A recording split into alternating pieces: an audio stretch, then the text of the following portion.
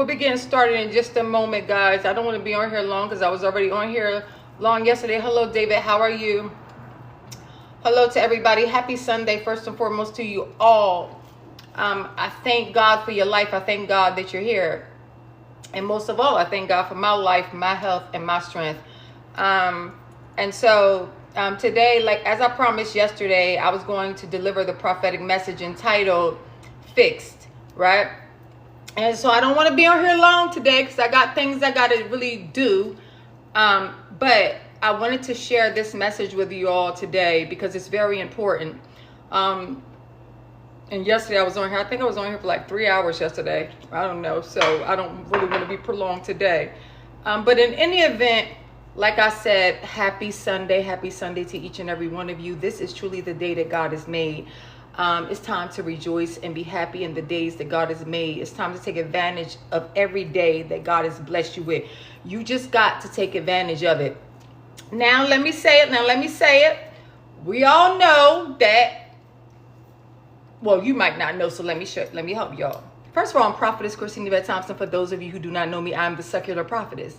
So hello to all of you. I'm not this religious woman. I'm just gifted and called and chosen for such a time as this to be who and what God has created and made me to be. And so if you see the title of prophetess here and you want me to be like the last prophet that you knew, or the prophetess that you know already, that's not me. It will never be me.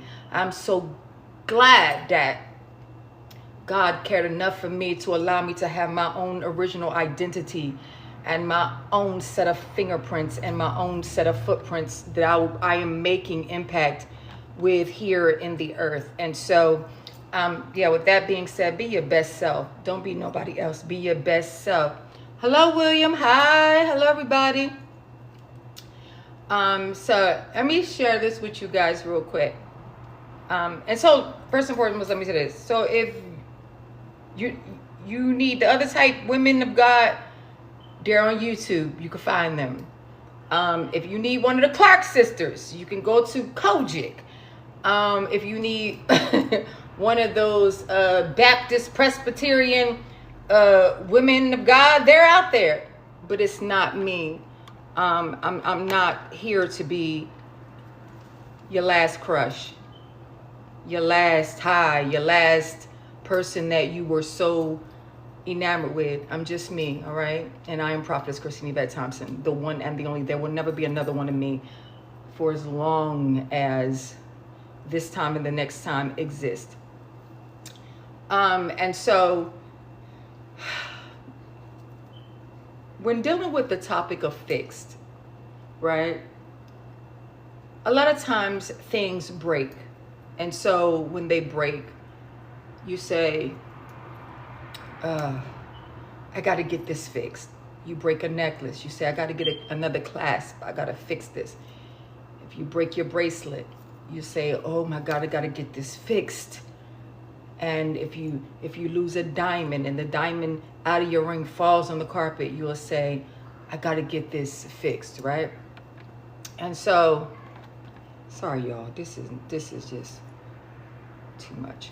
And so depending on what it is, immediately when something that you care about or something that is valuable to you, immediately when it breaks, you say, nah, I got to fix this. This has to be fixed. I need this, you know what I'm saying? And then there's certain things that break. And because it doesn't really mean anything to you, it holds no value to you. It's not sacred to you. It's not a sentimental gift that was given to you. It's not even sentimental to you at all. So you don't really care if that thing breaks at all. And in fact, all over the world, and even today, I'm gonna have to fix this, y'all. All over the world, and even today, all over this country, if we were just to stay in the United States of America, not even go abroad, and we were to talk about the things that broke today in women's kitchens, I can guarantee you, thank you, Creole, thank you. I can guarantee you that in the United States of America alone, that in 10,000 to 20,000 kitchens, a glass broke, a plate cracked. In 20,000 kitchens, something broke. Stove, a glass, a plate, something broke. And when it's just a glass, right, that broke, you say, oh, just pick it up, Herb, get the broom, get the broom, get the broom. Just get the broom so we clean it up, so we get it up. And the only reason why you're trying to clean it up so fast is not because it's hurting you to see that it's broke. It's not hurting you to see that it's on the ground. It's not hurting you to see that it's really fractured or destroyed. You just don't want nobody else to get hurt off of the thing that broke inside your kitchen, because you have people in your house. I'm gonna have to fix this. We ain't doing that. We is not doing it. Because you have people inside your house that you don't want to cut their foot or to get glass in their foot if it's something that fell on the floor. And depending on how sharp the thing was that fell, you don't even want certain people to clean it up, because you don't want them to get cut just by trying to clean it up, right? And so this week, it was on, I think, Thursday. I was in the house, I was upstairs, and food was already prepared for the kids. And for one reason or another, my son Joe, he came down, and it's just a mistake. The whole lid, glass lid to the pot, just cracked and just like broke, like just right there. And I was like, you know what? I said, I said, no, don't touch it, Joe. Don't touch it, Joe. And the reason why I was telling my son not to touch it is because I didn't feel he had the expertise to know how to go about picking up so much glass without getting cut. I didn't want him to get glass in his foot. I didn't want him to get glass in his hands.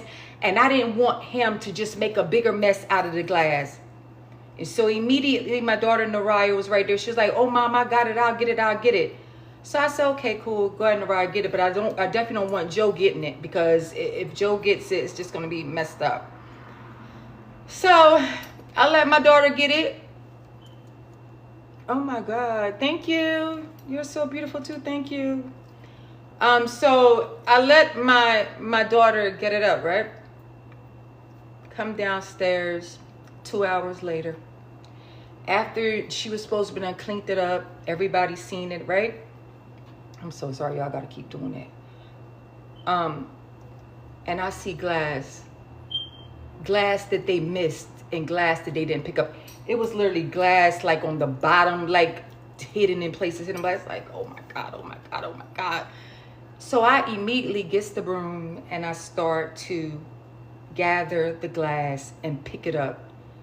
And then I opened up the blinds to make sure the reflection of light could hit the floor so that I could see where all the glass was. And they had left so much glass, but they never saw it. It was a mistake. See, when things break around you, when people break around you, when your relationship breaks, when your marriage breaks, when things break around you, whether they're valuable or whether they hold no value at all to you, you still shouldn't let just anybody clean it up for you. Because letting other people handle your business and deal with your situation causes things to get bloody and messy. People start to complain and people start to get antagonistic because they're getting cut here, they're getting glass here, they get glass there, while dealing with your broken situations and your broken issues that you didn't clean up yourself. See? What's up, New Orleans? In the house? Who knows? I might be coming down there to Louisiana with y'all peoples. What? But they tend to just... I know that's right. I know that. I'm serious. I know that's right. You know how they be singing, Sweet Home Alabama. I'll be making home to you. All right. So let me focus, y'all. And so when God gave me this message as it pertained to fix things and fixing situations and fixing people, when a person breaks a bone, right? When a person, wait, y'all, I'm gonna fix this. This thing cannot keep turning on me like this. You're going to have to be still. All right. When a person breaks or fractures a bone, if they fracture anything on their body, they go to the hospital, they go to the doctors. Y'all know the routine. And the doctor first has to grab whatever's broke, and he has to snap it, pull it, and fix it before he can lay the casting onto it, right? But before he can even try to work on it to fix it, he has to make sure that it's, he has to make sure that it's already fixed. Don't do that. And so, nobody wants to have a cast put on something that is broke if it's not fixed underneath. Because if it's not fixed underneath, when you put the cast on the doggone thing, if it's not, the bones aren't lined up correctly, it's going to be, come on now, it's going to be jacked up underneath. You're not going to heal properly, and you'll never be able to use that limb the way you used to ever again, because you got something put on it and got it fixed, but it was fixed the wrong way in the wrong position. See, a lot of times we be like, God, fix it, God, fix it, please, God, I need you to fix it, right? And when you're telling God, fix it. Hi, Herb, how are you? God bless you. So when you're telling God to, thank you so much. When you're telling God to fix something, right? You got to truly ask yourself, before you pray one more time, for the God who is able to fix that man, that situation, that relationship, that marriage, that job, that career, you better ask yourself, for real, do you really want it fixed? Because once it's fixed, oh, it's really fixed. Okay? So to fix something makes it stable. It's not movable. It's not shakeable. It's fixed. Look at all the definition of fixed. So I told God, a lot of people be like, God, please fix my marriage. Fix my relationship. Fix it, God. Just fix it. And when God fixes it, you can't ever get out of that mess, because God fixed it. Definition of fixed is this. And then I ask you again, do you want it fixed? Or you just want to leave it like that and see if something better comes along? Something greater, another relationship, another job, another opportunity. What do you want to do? Because not everything needs to be fixed. Some things need to be left just like how they are, because it wasn't good for you. I'm going to focus. I'm going to focus. All right. Now, listen. And I don't want to turn the comments off on y'all, because it's not fair for me to have to turn the comments off, because it's just not fair. But everybody who knows me know that I will cut the comments off. So if you just be respectful, I had a dog named Shiloh, and I had to talk to Shiloh a lot. I had a husky, and her name was Shiloh. And I would say, Shiloh, if you want to be respected, Shiloh, behave, little doggy, behave. So if you want to stay on my live stream, behave. That part. Now, let me give you the definition of fixed. Fixed means, hold on, y'all, hold on, because if he keep doing that, I'm not gonna be able to continue with this live. Hold up. And it's not fair. It's not fair. Hold up. Mute. I'll let that person stay, but I'll just. Oh, I didn't send no invite. I didn't mean to send no invite. I just meant to block something. So here's the meaning and the definition of fixed. Pay close attention. Fixed means securely attached. Fixed means unchanging. All right. Hi. It means not movable. So it's securely attached. It's unchangeable. So once you fix something, you can't change it. It's been fixed. All right. Not movable. Hold on. That's the people want to get in, or maybe they didn't. Hold on. I ain't even gonna do that today. Wait, because we gotta do it like this.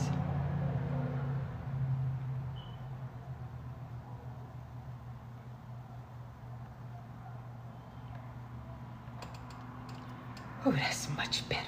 That's much better. See, every now and then you just gotta turn the comments off. I mean, I don't know why men come on my live stream and antagonize me and are mad at me. You mad because I didn't fix whatever I didn't want to fix with you? You mad because you dealing with some rejection issues? You mad because you're not my cup of tea? You're not my cup of coffee? You're mad because you're not my type and I didn't fix nothing with you? Don't bring that energy here. This is not that type of environment. This is a professional environment where you have a teacher sitting before you that can teach you something. And you need to learn something today. All right, now listen.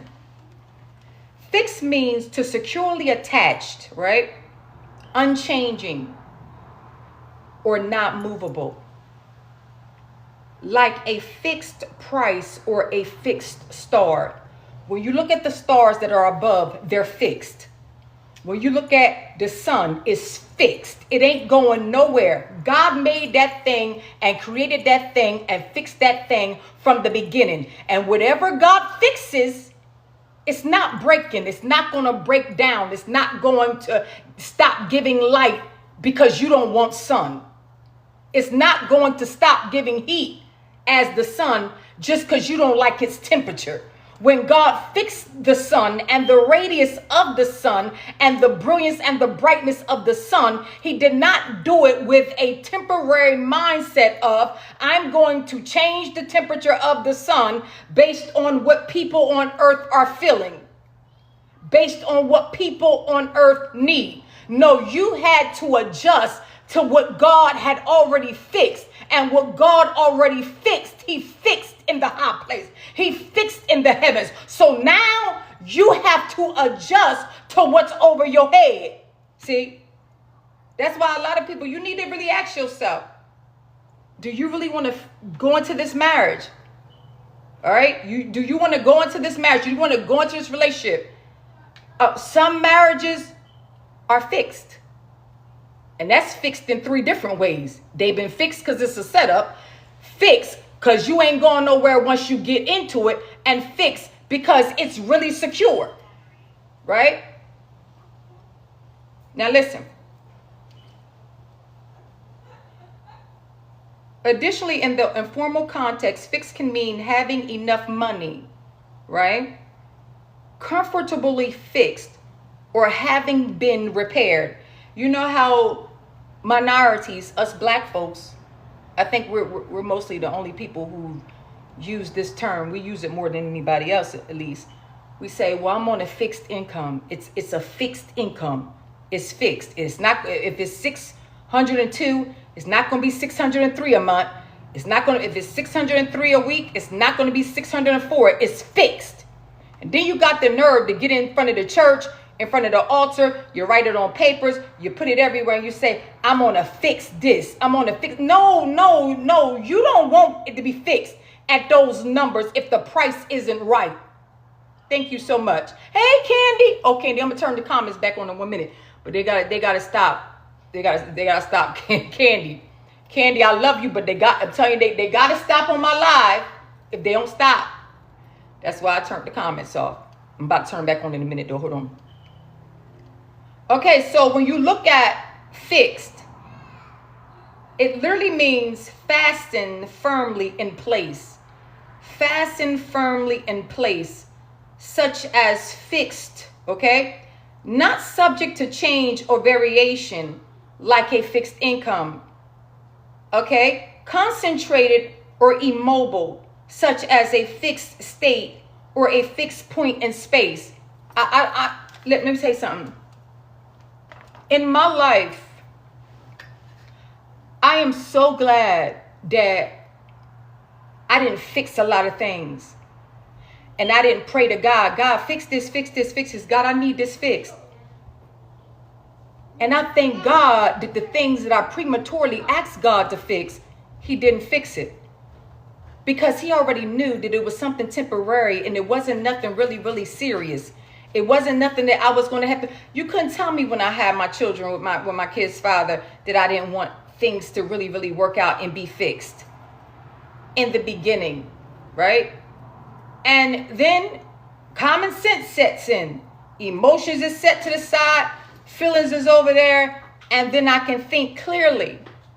And then I start to think about my ministry, my purpose, my destiny, my assignment. And okay. My assignment and everything that I'm called to do. So what time you go to the store? You could just do it. Just go ahead. It's fine. Where's the keys at? In my pocketbook. And you gotta bring my. You can just bring my pocketbook down here. Okay, sorry, y'all. And so I'm just glad God didn't fix that kind of stuff. And he ignored me. I remember one time I was freshly, I always been a prophetess. I always been that. No matter what I put on, no matter how my hair look, eyelashes, no eyelashes, makeup, jewelry, no jewelry, whatever you want to call it, whatever it is, I'm always going to be this. Short skirt, long skirt, down skirt. God fixed the anointing on my life. He fixed the office that I reside in. So it's not temporarily. God is not moody with his office that he gave me. I have more than just the gift of prophecy. I have the office of the prophet. And we only have the option to give it to you. Because I swear for God, I'm never going to give it to nobody. One man of God in scripture, Nia, excuse me, I want to tell you something. Nia, I'm trying to say something. I need tea. No, first of all, hold on. Tea at market. Oh, okay, can you just get ice? I think that ice was poison. I'm telling you, something's wrong with that other ice.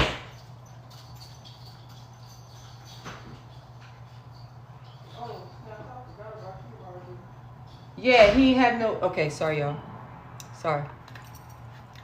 All right, now back to what I was saying, because I was distracted with my daughter. All right. I remember when I was younger in ministry, right? Let me focus. And the church I was going to at the time, although I was called, I was always gifted, I always had what I have on my life, it's like they honored and respected. Hold on, y'all. Hold on. Nia! What? I don't hear it. Why is it so quiet? I was feeding a hamster. Dang. Okay, because I didn't ever hear the garage or nothing. Sorry, y'all. I just remember that they used to place great emphasis on certain things, like being married. And if you were married, you got treated better, right? So if you were single, you didn't get the same level of respect that Genesis. You didn't get the same level of respect. I'm sorry, I got all kind of distractions going on over here. But anyway, if you were single, you didn't get the same level of respect that the married couple got. You could have been more gifted, more anointed, chosen, elected, all that, right? But they were prejudiced. It was prejudice. They treated you a certain way based on your marital status. They treated you a certain way based on that. Now that was just one church. So that was my apostolic training church, right? Spent a couple of years there. Then you get to the next church and they treat you a certain way based on education. So the infidel that was over that ministry or over that church said that anybody who didn't have a degree couldn't preach in his pulpit or couldn't minister there. Amazing to me though, because his friends who were most illiterate, lacking all mental fortitude and education to say the least, and operated only off their gifts, they were permitted to mount the platform, and they didn't need a degree. They just went off a gift.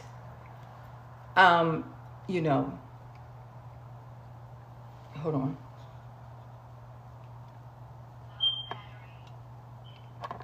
Let's hold up. I'll be right back. Let me end this and come right back. They're already sharing a lie to try to do something. Hold on. Oh, shoot. Look at that. Nah, baby, nah.